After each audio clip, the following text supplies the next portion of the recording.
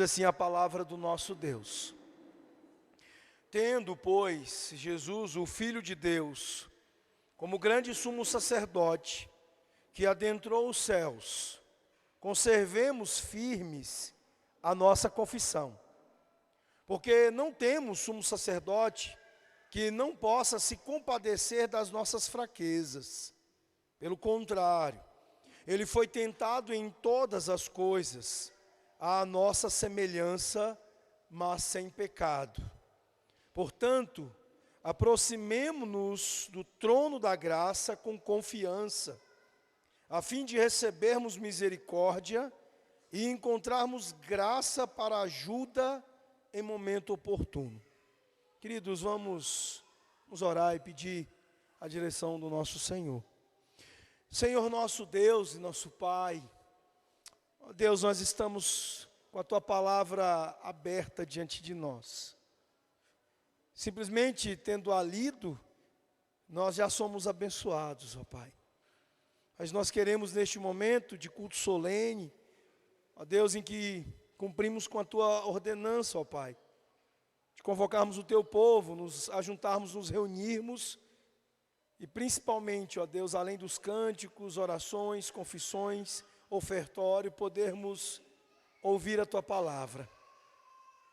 Ouvir a palavra de Cristo que governa os nossos corações. E é isso que faremos nesse momento, ó Deus.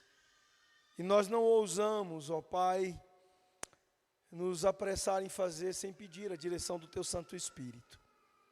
Por isso nós te clamamos, ó Pai, neste momento, que o Teu Espírito nos conduza, ó Deus, com poder, tanto, ó Pai, na exposição quanto na audição da Tua palavra. Que tanto o Senhor sustente o instrumento limitado, falível que Tu usas, o mensageiro imperfeito. Como também, ó Deus, o Senhor, através do Espírito Santo, trabalhe a mente, os ouvidos, até os corações dos Teus filhos e das Tuas filhas. Ó Deus, que o Espírito Santo are, prepare como uma terra boa o coração dos Teus filhos para receberem a Tua palavra.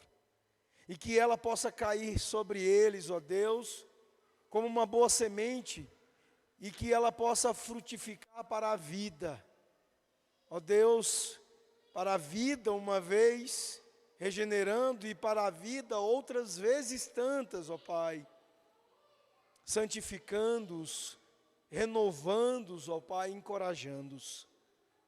É o que nós te pedimos, Senhor, no nome do Senhor Jesus Cristo. Amém.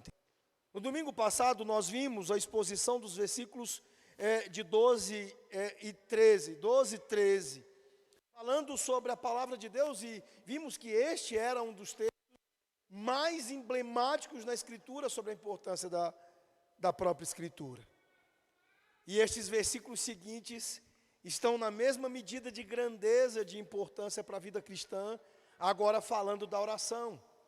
É como se fosse um combinado de versículos finais no capítulo 4, para dar a você uma enorme dose de importância aos meios da graça do nosso Deus. Palavra e oração. Aqui, meus irmãos, o autor ele está se dirigindo às suas ovelhas, aos seus primeiros leitores, que estavam, como já repetimos várias vezes, sendo tentados a abandonar a sua fé e a voltarem para o judaísmo por conta das dificuldades, as terríveis perseguições que eles estavam passando. A fé tinha se tornado para eles uma fonte inesgotável de provações, de desafios. E eles estavam esmorecendo, enfraquecendo-se aos poucos, correndo o risco e desejando já voltar ao judaísmo. E então o autor ele está aqui concluindo uma extensa exortação, usando o mau exemplo de Israel no deserto. Nós já temos ouvido estas exortações nas últimas mensagens. Vimos que os israelitas, quando saíram do Egito e começaram a sua peregrinação no deserto, eles já começaram a fracassar no começo. E do começo ao fim, eles fracassam em relação à palavra de Deus, e em relação à perseverança em meio aos sofrimentos, em meio às provações. E eles fracassam contundentemente no final, quando são proibidos de entrarem no descanso de Deus. Uma imagem usada pela Escritura para se referir à salvação, quando eles são proibidos de entrarem na terra prometida. Por causa da descrença e desobediência que levaram eles à rebelião completa e a pesados conflitos. Nós, pelo exemplo deles, estamos sendo aqui alertados no seu fracasso, do quanto isso também é perigoso para nós em nossos dias. Portanto, a exortação consiste no fato de que nós devemos ser diligentes para entrarmos no descanso de Deus. Não podemos negligenciar a palavra, e hoje ouviremos que não devemos negligenciar a oração, sob pena de fracassarmos em entrar no descanso de Deus. Por outro lado, o encorajamento virá do fato de que, se respondermos com fé e obediência à palavra de Deus, como vimos no domingo passado, isso exporá o nosso pecado e vai nos mostrar exatamente como o próprio Deus nos vê, vai nos expor os nossos corações e a nossa nudez que está exposta diante de Deus, a nós que tentamos evitar isso.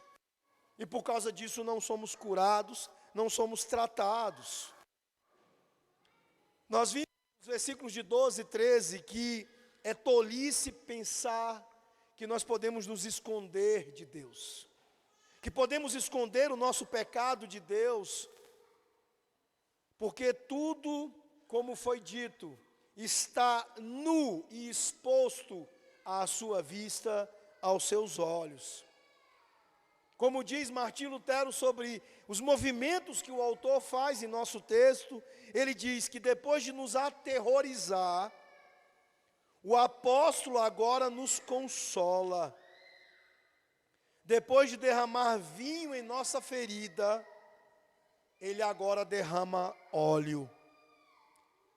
Ou seja, aqui, Lutero, além de estar considerando que o autor da carta seja o apóstolo Paulo, o que nos é desconhecido, é apenas uma hipótese trabalhada por ele.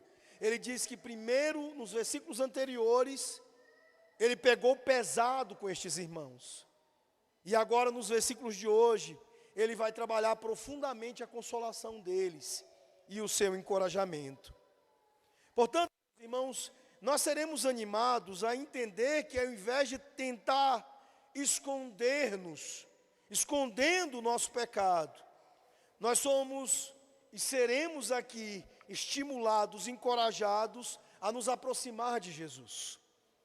Entendendo que Jesus, ele é um sumo sacerdote empático, simpático, e ele nos dá acesso ao trono da graça de Deus, onde recebemos misericórdia e graça em abundância.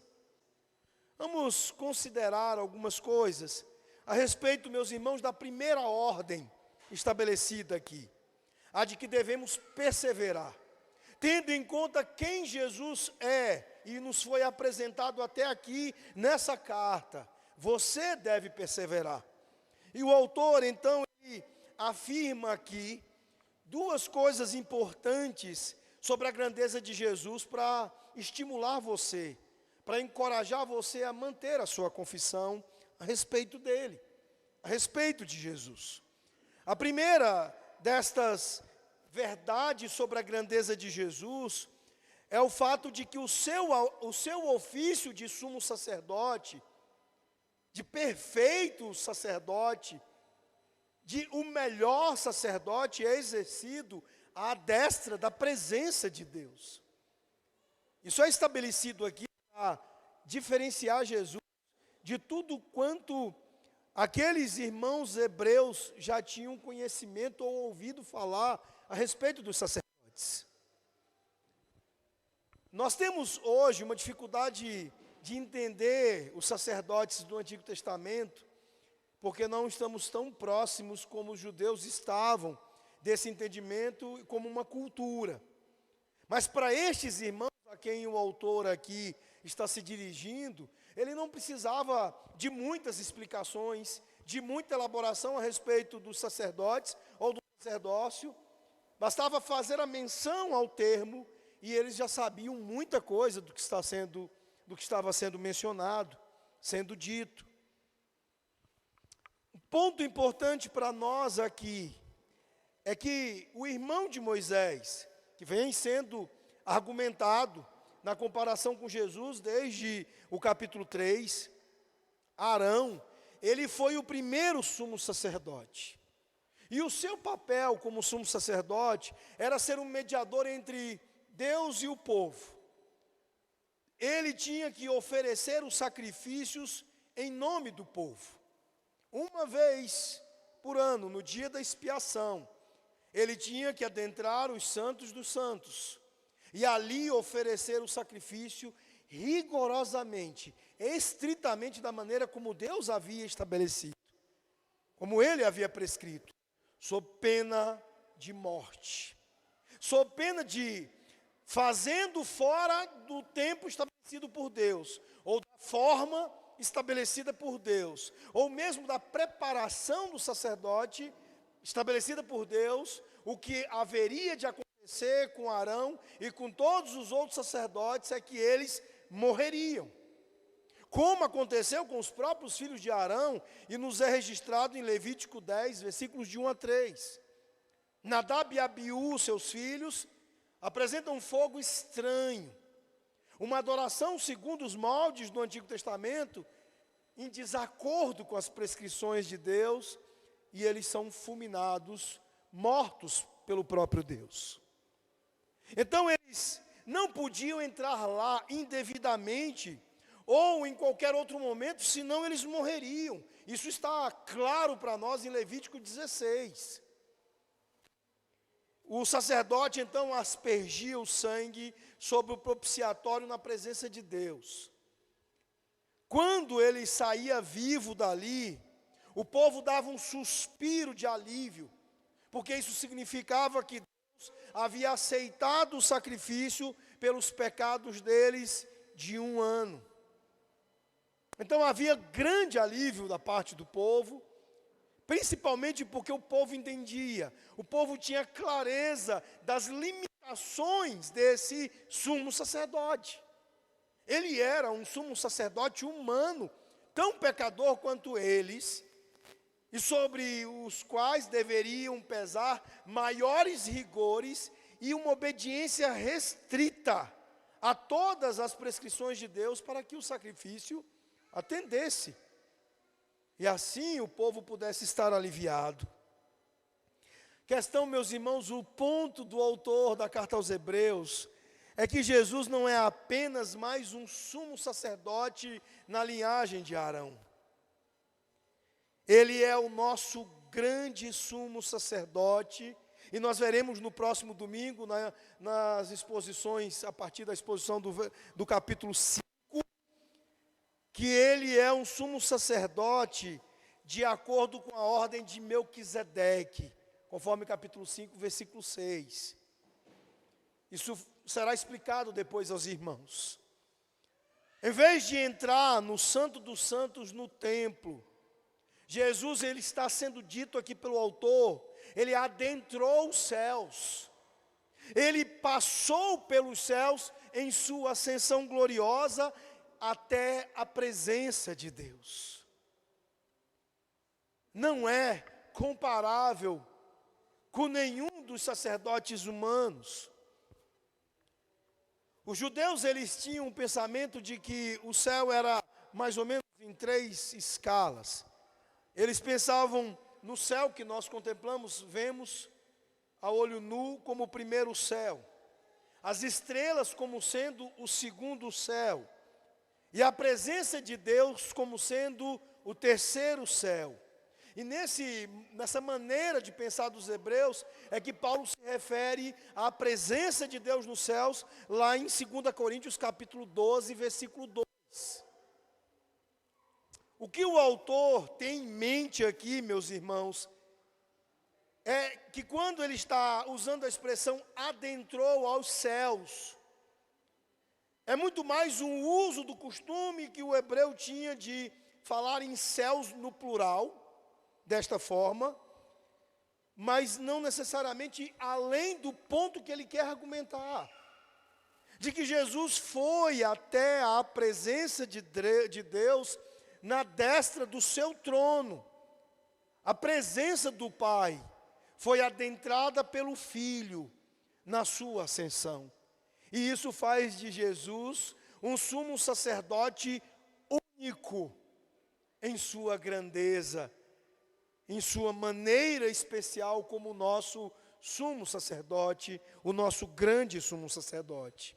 O ponto do autor é que Jesus é diferente de qualquer sacerdote meramente humano. Ele entrou na própria presença de Deus e a ele o Pai disse aquilo que é próprio desta sua posição atual. O salmista, no Salmo 110, verso 1, apresenta-nos esta declaração do Pai ao Filho. Ele disse: senta-te à minha direita, até que eu faça dos teus inimigos escabelo dos teus pés. Aquilo que o próprio autor aos Hebreus já havia citado aqui também. Meus irmãos, nenhum sacerdote terreno ousaria sentar-se no Santo dos Santos. Eles sempre se levantaram, mas Jesus ele está sentado à direita do trono de Deus, porque de uma vez por todas, ele fez expiação pelos nossos pecados e assumiu esta sua posição como nosso sumo sacerdote. Jesus é o nosso grande sumo sacerdote, em uma classe própria, é isso que veremos no domingo que vem, em uma classe diferente, por causa do seu ofício de sacerdote para sempre. Para sempre ele será o nosso sumo sacerdote. Esta é a primeira declaração de grandeza de Jesus, que o autor quer que você se atenha, como encorajamento para a sua perseverança. A segunda, Jesus é grande em sua pessoa como Deus em carne humana. Jesus é seu nome humano, chamando a atenção para a humanidade plena do nosso Salvador, como já fora argumentado no capítulo 2, versículo 17. E se Jesus ele não fosse totalmente humano, ele não poderia ter expiado os nossos pecados. Mas ele também é Deus. Ele é o Filho de Deus, o que refere a sua divindade plena, como em João capítulo 5, versículo 18. Nós citamos no domingo passado o bispo Maule, quando dissemos que um Salvador que não é exatamente Deus, é uma ponte quebrada na outra ponta. Ela não vai servir para você fazer a passagem. Então Jesus, ele para ser o Salvador perfeito que ele é, ele precisava ser tanto plenamente homem, como plenamente Deus. As duas pontas, ou as duas extremidades da ponte, requerem estas coisas para que possam nos propiciar como Salvador o caminho perfeito. É isso que é enfatizado pelo autor aqui, como sendo as coisas da grandeza de Jesus, para nos encorajar a mantermos a nossa confissão. É por isso, meus irmãos, que é tão importante que estudemos cristologia. É por isso que é tão importante que nós saibamos doutrina, que nós tenhamos conhecimento a respeito da pessoa do nosso Salvador. Porque o diabo, ele vai trabalhar de maneiras que ele vai tentar lançar dúvidas, vai tentar fragilizar o seu pensamento a respeito de Jesus. Uma certa ocasião, estava dando aula numa escola dominical e passei por uma situação que eu imaginava na época, início de ministério, que não seria tão comum. Eu disse, Jesus era 100% Deus. Jesus é 100% Deus e 100% homem. Usei exatamente essa expressão. E um irmão incomodado disse, pastor, o senhor está dizendo heresia aqui na igreja. Fiquei atônito, preocupado. Heresia, meu irmão? Heresia, porque a Bíblia diz que Jesus, ao encarnar, ele esvaziou-se da sua glória. Portanto, ele já não era totalmente Deus, ele tinha alguma coisa de Deus. Eu tive que separar aquele irmão do grupo e trabalhá-lo à parte, para não constrangê-lo. Mas heresia cria ele. Ele estava assumindo ideias de vários dos hereges do primeiro século. Meus irmãos, é fundamental para que você mantenha a sua confissão de Jesus. Persevere e mantenha-se na sua vida cristã, que você não apenas saiba e creia que Jesus, ele era, é e continuará sendo completamente homem e completamente Deus. Do contrário, ele não poderia ser o Salvador perfeito que ele é para você. Então é preciso que você também vá um pouco mais além disso. E procure contemplar, se maravilhar, saber os detalhes possíveis, tentar imergir o quanto você puder, entender e conhecer as coisas da humanidade perfeita de Jesus e da sua divindade plena,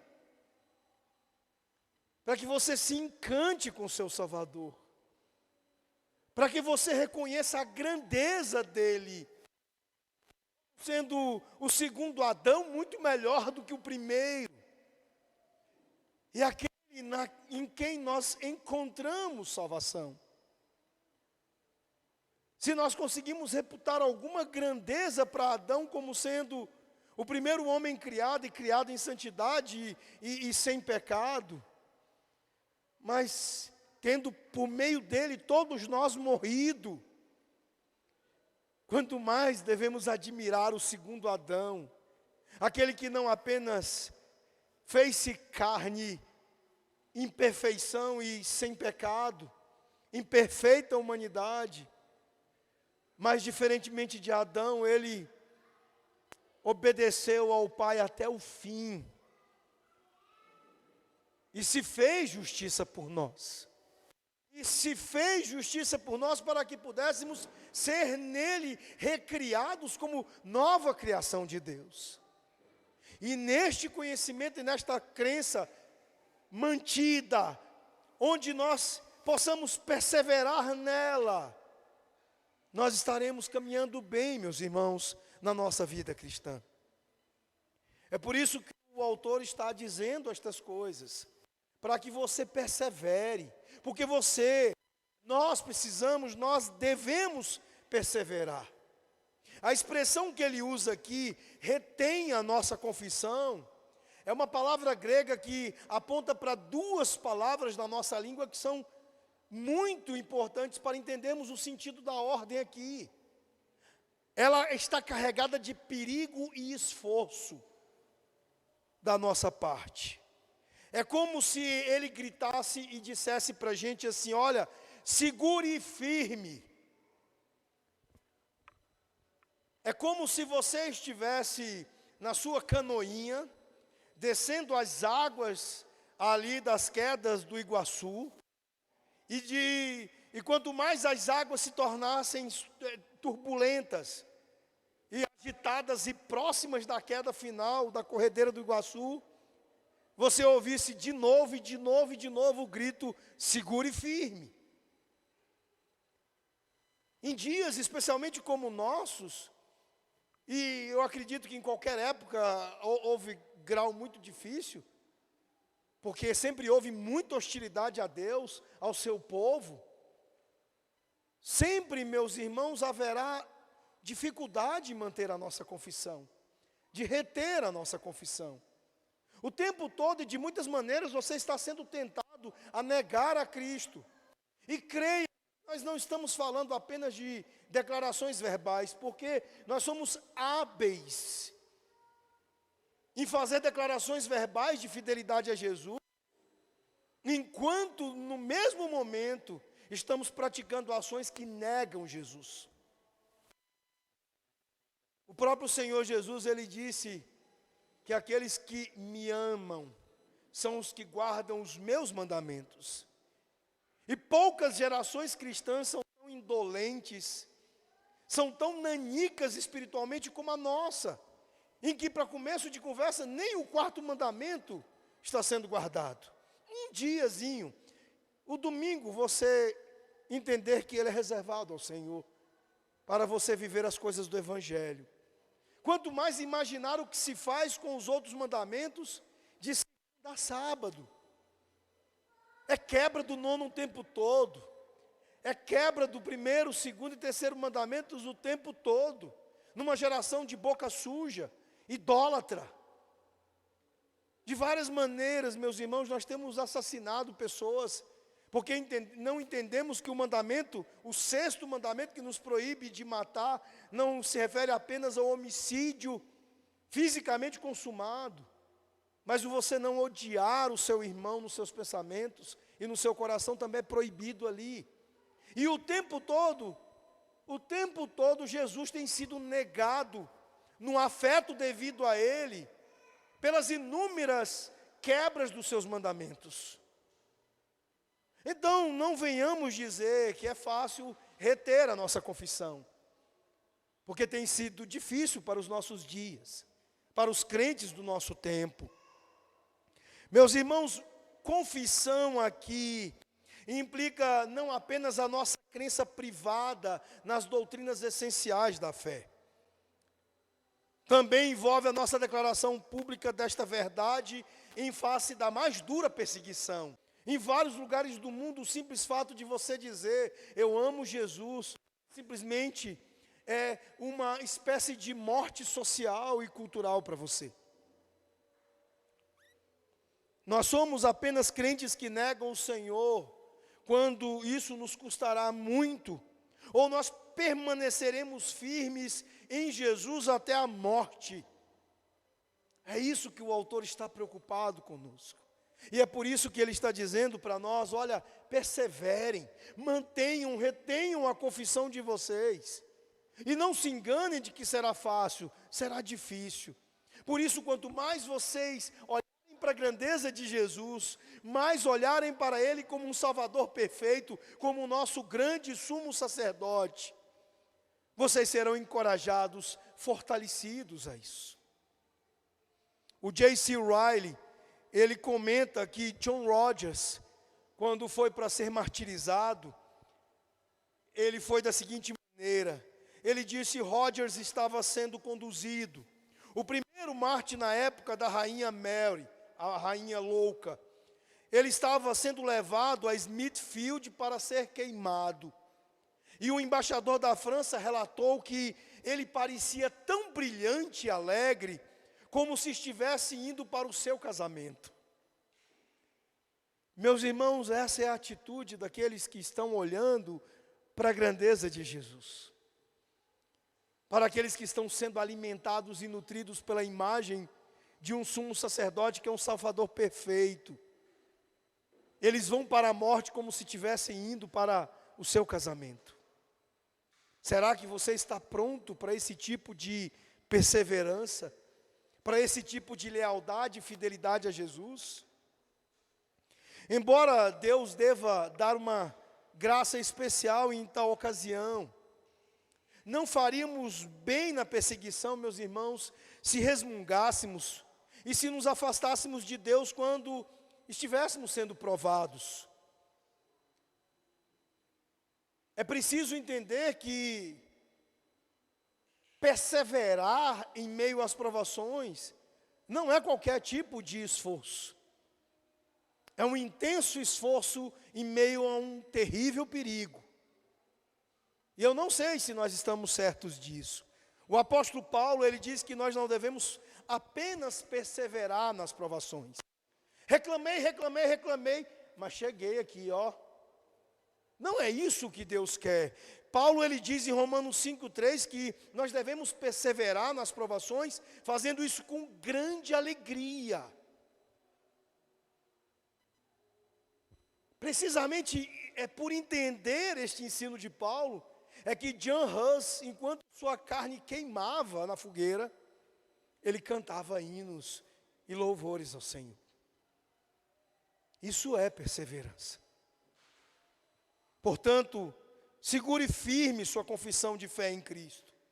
Quando Ele o conduzir através de provações difíceis, mantenha-se firme. Ele não é outro senão o seu grande sumo sacerdote. Ele é Deus em carne humana e Ele está centrado à direita de Deus Pai. Mas há uma segunda ordem aqui.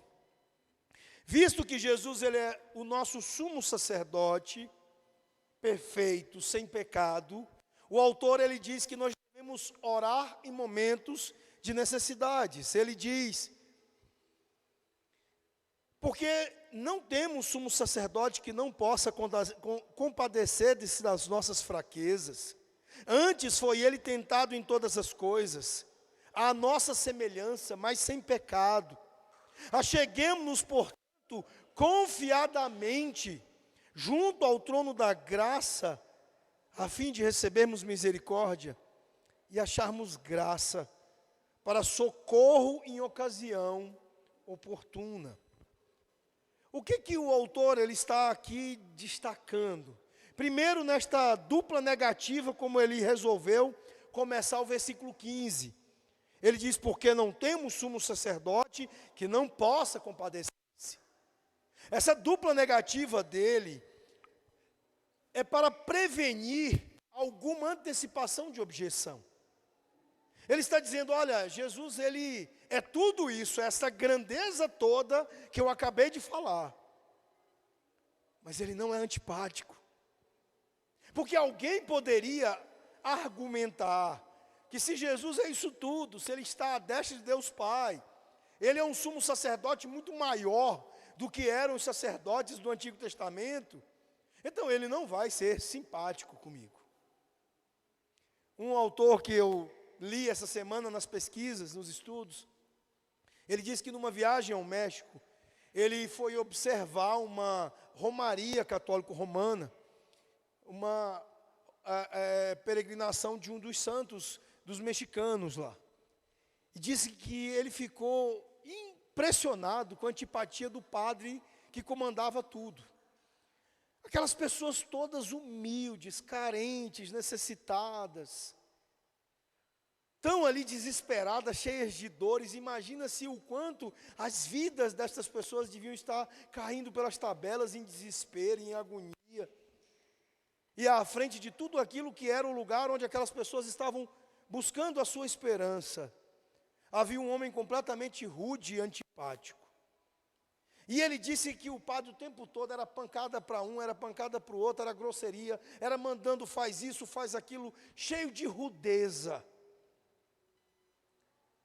E aí ele, por um instante ele parou para pensar, ele diz, olha, normalmente é isso que acontece.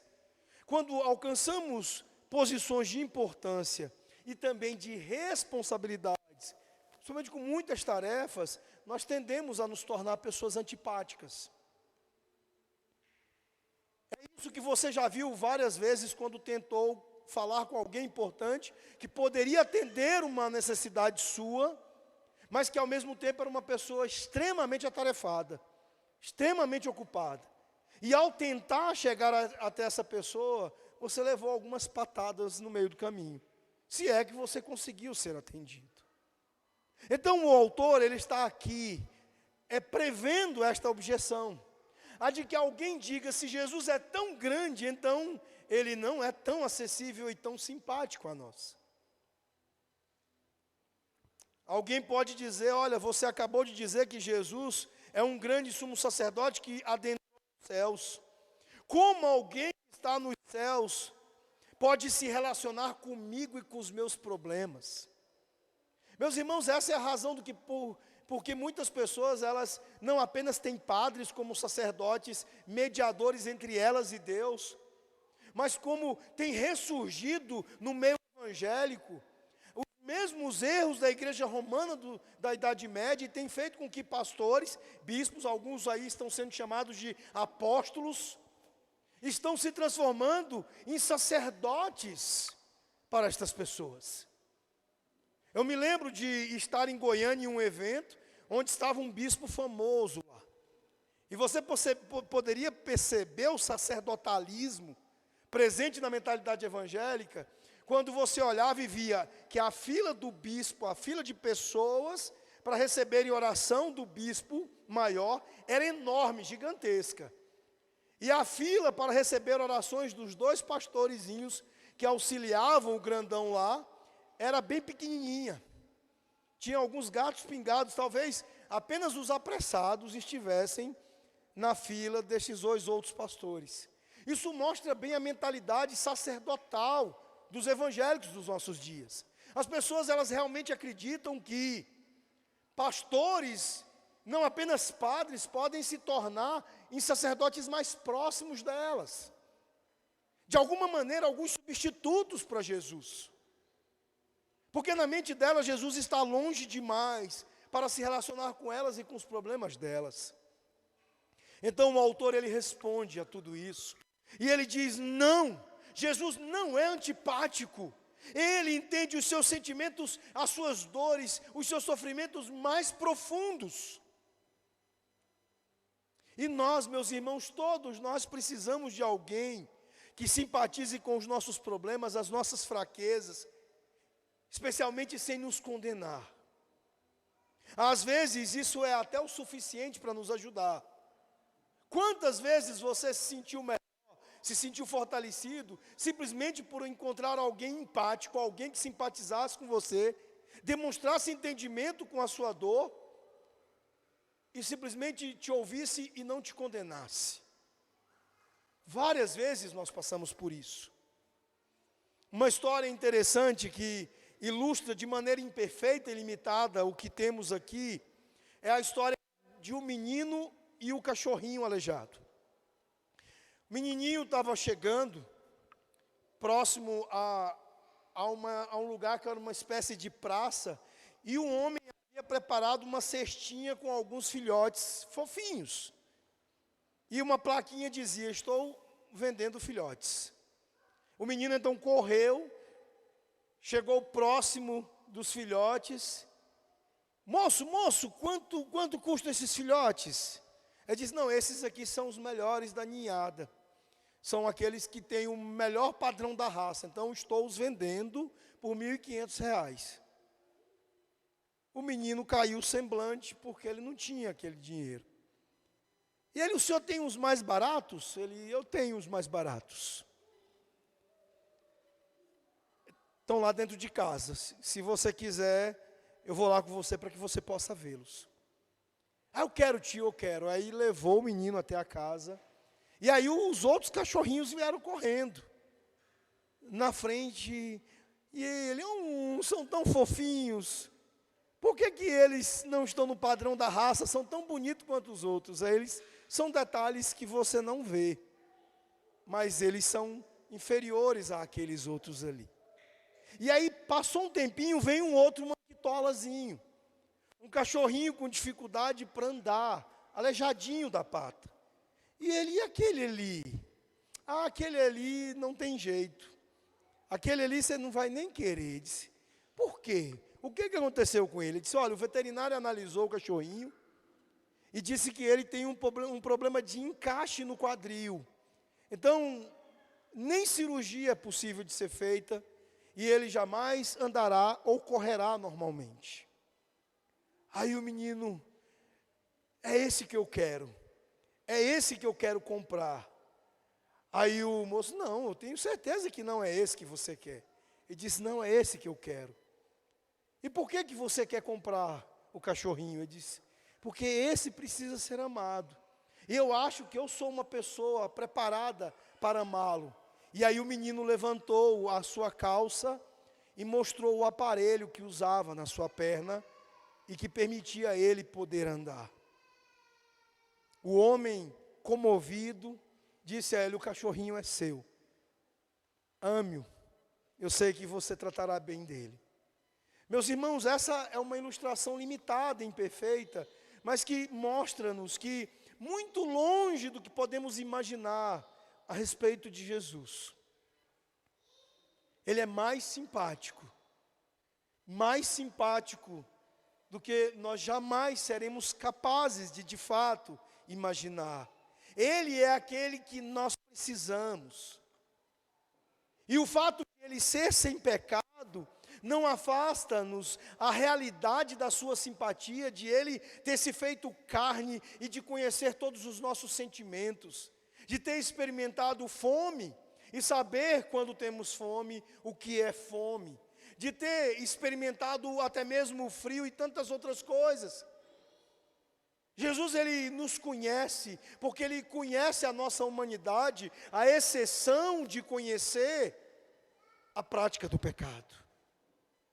Mas não se enganem, Jesus não pecou, mas ele sofreu os horrores de todos os nossos pecados sobre ele. Ele pagou pelo preço que nós deveríamos pagar. Ele experimentou os horrores da punição que nós deveríamos experimentar.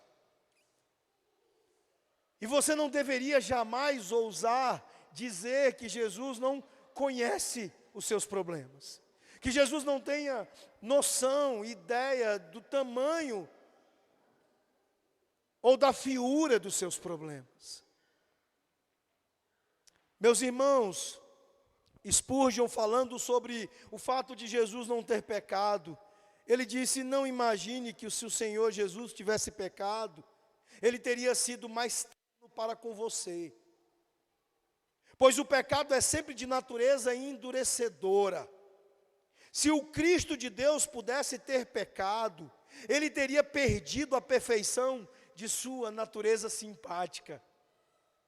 É preciso perfeição de coração para colocar-se totalmente de lado e ser tocado pelo sentimento das enfermidades dos outros. É por isso que muitas vezes nós nos enganamos quando achamos que somente é possível se compadecer do pecado do outro, quem no ditado popular já calçou do mesmo sapato. Cuidado, porque enquanto o pecado na verdade produz endurecimento do coração, é a perfeição de Cristo e a santidade próxima dele, chegando-se à semelhança dele, recebendo a graça de ter o caráter dele, que nos aproxima do verdadeiro sentimento de compadecimento, do verdadeiro sentimento de compaixão. Aqueles que pecavam como aquela mulher adúltera, não foram amolecidos e tornados mais enternecidos em relação ao pecado dela. Pelo contrário, eles estavam tomados de fúria de julgamento contra ela, ao ponto de Jesus ter precisado dizer a eles: quem não tem pecado entre vós, que atire a primeira pedra. Ele, que não tinha nenhum pecado, é quem estava ali na posição de ter enternecimento de coração para ser compassivo. E exatamente isso é que meus irmãos, segundo o autor, a motivação para que nos aproximemos de Jesus com todas as necessidades que temos, que carregamos, especialmente no que diz respeito às nossas orações. Ele está dizendo: olha, porque Jesus não apenas é um sumo sacerdote sem pecado, mas é um sumo sacerdote simpático. Nós devemos nos aproximar dele em oração. Ele diz: aproxime-se com confiança do trono de graça, para que possa receber misericórdia e encontrar graça para socorro em tempos de necessidade. A expressão aqui, trono de graça, é um oxímoro. É uma expressão que traz duas palavras contraditórias aparentemente entre si. Porque um trono era um lugar distante, um lugar de poder e autoridade, onde não haveria tanta disposição para que você ficasse à vontade em relação a ele. Mas aqui, este trono, não é um trono de autoridade e poder que te afugenta, mas um trono de graça que sim tem autoridade e poder, mas que te convida, que te chama a Ele. Ele deixa claro que somos bem-vindos neste trono. E Ele aqui nos apresenta 4 perguntas a serem feitas sobre a nossa aproximação. A primeira, por que se aproximar desse trono? Nós devemos nos aproximar do trono da graça, pelo simples motivo de que somos fracos. E lá nós temos o sumo sacerdote, que representa a linha de provisão para toda a nossa fraqueza. Cada uma das nossas dores, cada uma das nossas fraquezas, o somatório de tudo o que precisamos, tem a sua medida exata, precisa, naquele que está sentado neste trono, o Senhor Jesus. Meus irmãos, não é porque estamos muito bem e só precisamos de um conselho que devemos nos aproximar desse trono. Ninguém que ache que precisa apenas de um conselho deve ir a esse trono. É porque somos fracos, é porque somos imperfeitos. Quantas vezes eu já ouvi ao longo do ministério pastoral, pessoas dizendo, não pastor, eu vou voltar para a igreja, eu estou precisando dar uma arrumada na minha vida. Quem acha que pode arrumar a sua vida, não deve se aproximar desse trono. Esse trono é para aqueles que sabem que não podem arrumar a sua vida. Jesus, ele não disse, sem mim você pode se dar muito bem na maioria das vezes. Me chame assim que precisar. Não foi assim que Jesus disse. Ele em João 15:5, ele disse, sem mim nada podeis fazer. Esta é a palavra daquele que está no trono. E meus irmãos, quando nós chegamos no trono de graça, Ele não nos ridiculariza, Ele não nos menospreza por nossas fraquezas. Ele nos acolhe como o pai acolhe a seus filhos, ao lado para protegê-lo de todos os perigos. E lhe fornece toda a ajuda necessária. A segunda pergunta é, quando devemos nos aproximar desse trono? Meus irmãos, a resposta é sempre. O paganismo é que estabelece uma relação com um Deus pagão que é eventual. Eu vou lá quando eu preciso dele. Se você acha que tem como se relacionar com Jesus de maneira eventual, você é um falso cristão pagão, que acha que pode se envolver com Jesus quando você bem quiser. Ele é o Senhor de tudo. É isso que estamos aprendendo na carta aos Hebreus. E com o Senhor de tudo, você se relaciona sempre. O texto diz que nós devemos nos aproximar em um momento de necessidade. Se nós formos honestos, esse momento é sempre. Meus irmãos, a razão pela qual nós não temos orado o suficiente, orado como deveríamos, é porque nós não percebemos o quão necessitados nós somos. Nós achamos que nós podemos lidar com as coisas por conta própria, mas o fato é de que precisamos depender dele para cada coisa. Nós dependemos dele para respirar. Eu disse isso para vocês uma vez, quando eu estava sendo discipulado, reverendo Josué, lá com 11 anos de idade, me ensinando. Meu filho, ore e agradeça pelo ar que você respira. É Deus quem está te provendo isso agora. Esse exato momento Ele está mantendo a sua respiração. Então, meus irmãos, a oração, ela deve ser o reconhecimento de que a nossa necessidade não é parcial, ela é total e ela é permanente. Nós precisamos inteiramente e o tempo todo de Jesus. Como eu disse na exposição dos começos da carta, citando Colossenses 1:15-20, eu disse a vocês que se Jesus ele mover uma pontinha do seu dedo, tudo se desintegra. Nele todas as coisas subsistem, não apenas foram criadas. Outra pergunta que devemos fazer é como devemos nos aproximar. O texto está deixando claro que devemos nos aproximar diretamente, com confiança em nosso sacerdote. Você não precisa de um bispo, de um apóstolo, de um padre, de um pastor especial. Como o reverendo Josué me ensinava no discipulado, ele dizia: filho, sente aqui nesse meio fio e fale com o teu pai, através do teu salvador, do teu sumo sacerdote. Você tem livre acesso a ele.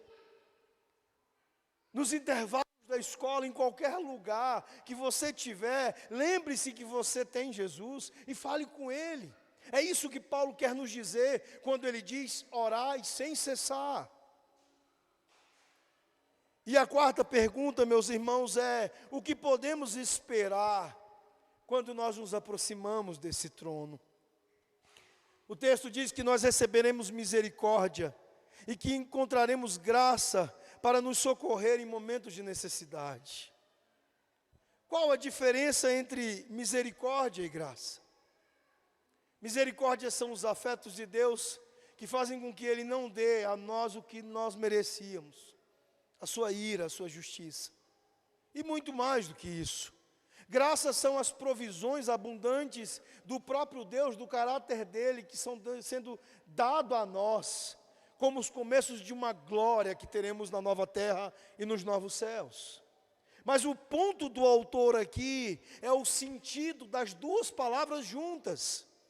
Elas juntas, elas se referem às boas novas, ao Evangelho de Jesus, que está lá em 2 Coríntios 5,18, que Deus estava em Cristo reconciliando consigo mesmo o mundo, não imputando contra eles as suas transgressões. Isso significa que nós receberemos o fato, todos nós que confiamos em Cristo Jesus, em seu sangue derramado, como pagamento pelos nossos pecados, um acesso gozoso, glorioso desse trono de graça, para uma relação viva, de comunhão, de vida com Jesus. É por isso que Jesus, ele disse: buscai em primeiro lugar o seu reino e a sua justiça, e as outras coisas vos serão acrescentadas. Uma imagem que eu quero que você grave na sua cabeça para o ano de 2022. 10 resoluções ou 10 planos de vida que você possa ter para 2022. 1, buscar a Deus em primeiro lugar, o seu reino e a sua justiça. E de 2 a 10, faça uma chave e simplesmente escreva na frente: e as outras coisas vos serão acrescentadas. Meus irmãos, nós não temos nada porque queremos ter tudo da maneira errada. Nós temos vidas tristes e pobres, como diz o C.S. Lewis, como uma criança à beira-mar, sem perceber a glória do mar e da areia ali. Ele fica ali na favelinha do lado, brincando com a lama.